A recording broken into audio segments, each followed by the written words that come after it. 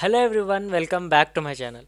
So ఈ వీడియోలో మనం టాప్ 3 నాన్ కోడింగ్ జాబ్స్ గురించి మాట్లాడదాం. అంటే సాఫ్ట్వేర్లోనే వస్తాయి, కాకపోతే కోడింగ్ అంతగా ఏముండదు. ఓకే, కొంచెం ఈజీ జాబ్స్ అన్నట్టు. ఓకే, అంటే ఈజీ కాదు, ప్రతి జాబ్కి దాని డిఫికల్టీ ఈజీనెస్ అనేది ఉంటుంది, కానీ ఇందులో కొంచెం కోడింగ్ అనేది తక్కువ ఉంటుంది. సో ఒకవేళ మీకు సాఫ్ట్వేర్లోనే వెళ్ళాలి కానీ నాకు కోడింగ్ అంటే ఇలా ఈ జాబ్స్ని కూడా ట్రై చేయొచ్చు. కానీ ఒకవేళ మీకు కోడింగ్లో ఇంట్రెస్ట్ ఉంది, కోడింగ్లో ఏం జాబ్స్ ఉన్నాయి ఏంటో తెలుసుకోవాలంటే నేను దీనికంటే ముందు ఇంకొక వీడియో అప్లోడ్ చేశాను, లైక్ టాప్ 5 కోడింగ్ జాబ్స్ అని, అలా టైటిల్ ఏదో ఉంటుంది. సో ఒకసారి మీరు ఆ వీడియో ఒకసారి చెక్ చేయండి. ఓకే, సో ఇప్పుడు స్టార్ట్ చేద్దాం.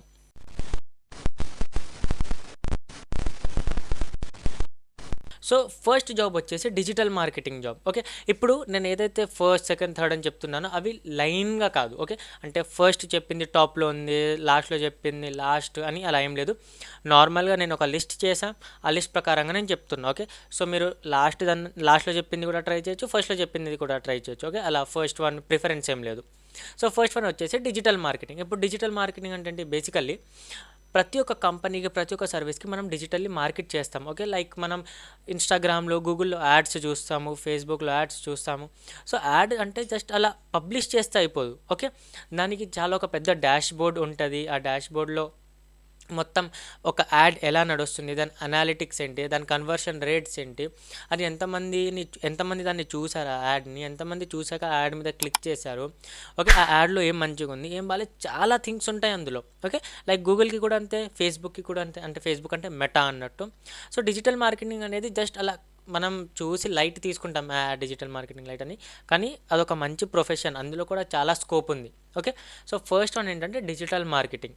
So second one graphic designing. ఇప్పుడు గ్రాఫిక్ డిజైనింగ్ అంటే ఏంటి, నార్మల్గా మనం ఏదైతే పోస్ట్ చూస్తామో like videos, so graphic designing అంటే బేసికల్లీ ఏవైతే మనం ఆన్లైన్లో పోస్ట్ చూస్తామో, ఫ్లయర్స్ చూస్తాం, యాడ్స్ చూస్తాం, సో ఏదైతే వాళ్ళు బ్యానర్స్ అలాంటివి క్రియేట్ చేస్తారో అవన్నీ గ్రాఫిక్ డిజైనర్స్ వాళ్ళు క్రియేట్ చేస్తారు. ఇప్పుడు వెబ్సైట్ డెవలప్ చేసే ముందు కూడా, యాప్ డెవలప్ చేసే ముందు కూడా గ్రాఫిక్ డిజైనర్స్ ఏం చేస్తారంటే వాళ్ళకి ఒక స్కిల్ ఉంటుంది వాళ్ళ దగ్గర, యూఐ యూఎక్స్ స్కిల్. అంటే కొంతమందికి వచ్చు, కొంతమందికి రాదు. సో అందులో వాళ్ళు బేసికల్లీ ఏం చేస్తారంటే ఒక ఫేక్ వెబ్సైట్ క్రియేట్ చేస్తారు. ఓకే, ఆ ఫేక్ వెబ్సైట్లో ఇమేజెస్ అవన్నీ ఉంటాయి, అంటే నార్మల్గా కంటెంట్ ఉండదు, బటన్స్ అవన్నీ ఉంటాయి. హవర్ చేసినప్పుడు బటన్ ఏమవ్వాలి అదంతా వాళ్ళు ఒక ఫైల్ క్రియేట్ చేస్తారు. ఓకే, అది బేసికల్లీ దాని మీద క్లిక్ చేస్తే ఏమవ్వదు, అదొక ఫోటో లాగా. ఆ ఫోటోని యూస్ చేసి మన వెబ్ డెవలపర్స్ ఎవరైతే ఉంటారో వాళ్ళు కోడ్ చేసి డెవలప్ చేస్తారు వెబ్సైట్స్ని. So graphic designers basically digital marketing వాళ్ళతో వర్క్ చేస్తారు, లైక్ విజిటింగ్ కార్డ్స్ చేయడం, ఓకే, ఇన్స్టాగ్రామ్ కోసం పోస్ట్ చేయడం, రీల్స్ని ఎడిట్ చేయడం, ఆఫ్టర్ ఎఫెక్ట్స్ యూస్ చేసి, ప్రీమియర్ ప్రో యూస్ చేసి ఎడిట్ చేయడం, okay, Photoshop, Illustrator, logos create చేయడం, అలాంటివన్నీ గ్రాఫిక్ డిజైనర్స్ వాళ్ళు చేస్తారు. సో ఇందులో కోడింగ్ అయితే ఏం లేదు, కానీ మీకు డిజైనింగ్ స్కిల్ ఉండాలి, కలర్స్ అర్థం అవ్వాలి, ఫాంట్స్ ఎక్కడ ఏం యూస్ చేస్తారో అర్థం అవ్వాలి, ఫోటోషాప్, ఆఫ్టర్ ఎఫెక్ట్స్, ఇల్లుస్ట్రేటర్ ఇవన్నీ అర్థం అవ్వాలి. ఒక కంపెనీ మీ దగ్గరకు వచ్చి, లేకపోతే ఒక షాప్ వాళ్ళు ఎవరైనా మీ దగ్గరకు వచ్చి మాకు ఈ లోగో కావాలంటే మీరు అర్థం చేసుకోవాలి, ఓకే వీళ్ళు ఏం చేస్తున్నారు, వీళ్ళకి ఎలాంటి లోగో క్రియేట్ చేస్తే యూస్ఫుల్ ఉంటుంది అని. ఇలా అంతా చూసి లోగో క్రియేట్ చేసి, వాళ్ళకి బ్యానర్స్ క్రియేట్ చేసి, కలర్ స్కీమ్, మీరు ఏ కలర్ని యూజ్ చేస్తే బాగుంటుంది అని అదంతా చెప్పాలి. సో ఇది గ్రాఫిక్ డిజైనర్ వల్ల work. Okay, so second one graphic designing. Third one word press developer. ఇప్పుడు వర్డ్ ప్రెస్ అనేది ఒక టూల్, అందులో ఎక్కువ ఏమంటారు కోడింగ్ లేకుండా వెబ్సైట్స్ క్రియేట్ చేయొచ్చు. ఓకే, సో బేసికల్లీ ఈ వర్డ్ ప్రెస్ విత్ టెంప్లెట్స్ వస్తాయి.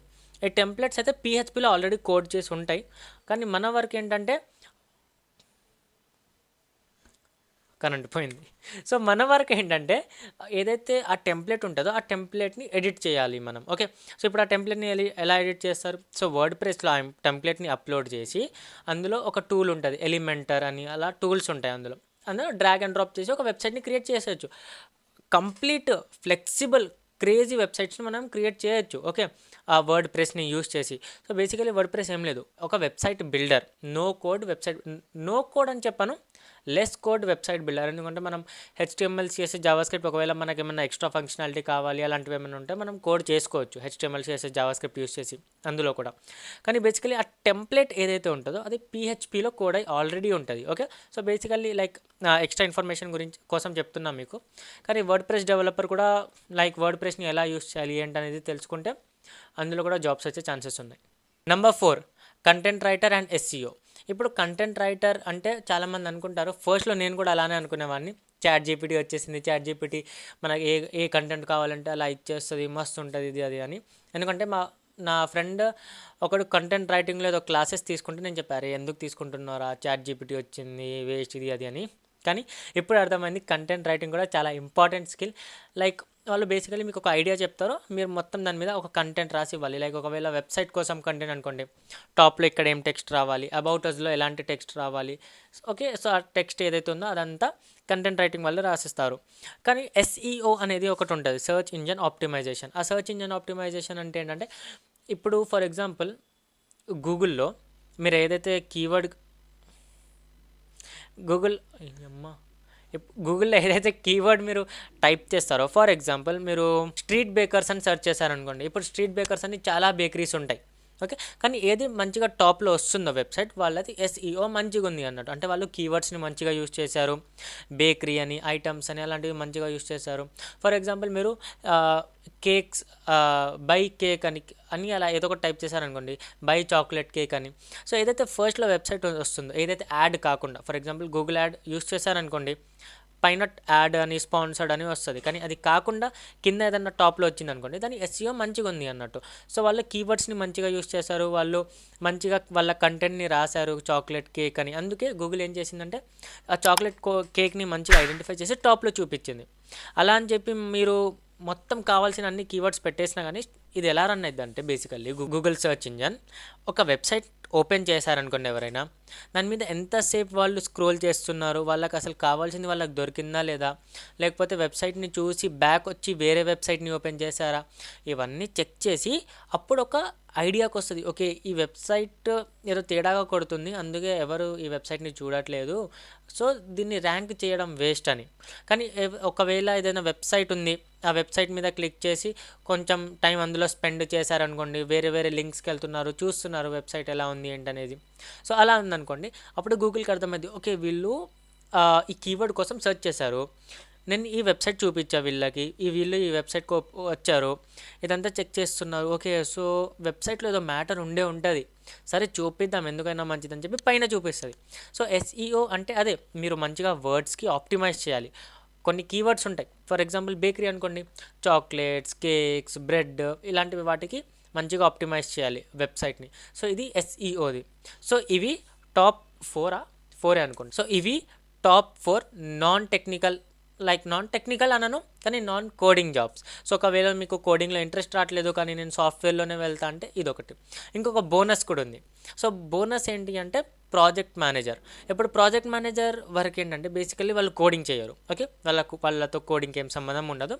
కానీ ఎవరైతే కోడ్ అదంతా చేస్తారో వాళ్ళని ఏమంటారు, కొలాబరేట్ చేసి వాళ్ళతో వర్క్ చేయడం మెయిన్ వీళ్ళ పని.